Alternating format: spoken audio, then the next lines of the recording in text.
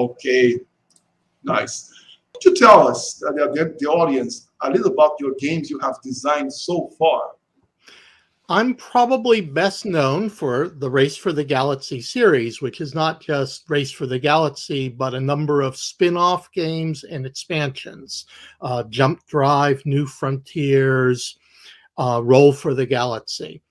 I'm also known for the Pandemic expansions, which I co-designed with Matt Leacock, and who is the designer of Pandemic. 1846, an 18XX train game, and Res Arcana, which is a fantastical game of alchemy released by Sandcastle Games. That's in terms of settings and theme, that's science fiction, near future, and now, unfortunately, present day challenges, a historical train game, and magical alchemy. So that's a pretty wide range of settings and themes. Thank you.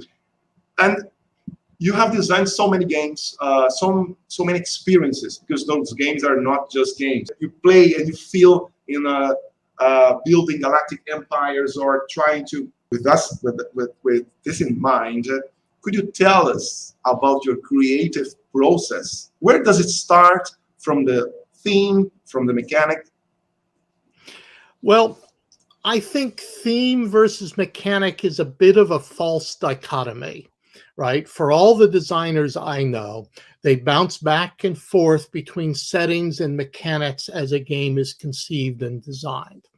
Now, over the years, because I've been doing this for over 30 years, my process has changed a bit. Now, when I start a game, I'll often have sort of a little bit of an idea about the mechanics, but I will often just write on my clipboard a bunch of names.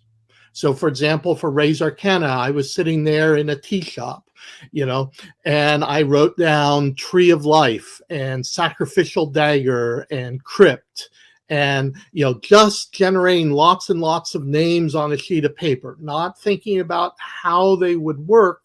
Just, are these interesting names? Does this suggest things? Does it sort of start building a world a little bit? And that was where I start usually on games. Now, sometimes I have a mechanic that in mind, or a design problem that I want to work on, and then I'm sort of looking for a good setting, right? But once you find the setting often inspires you how you will develop that mechanic and turn it into a game. So it's very much that the two work together.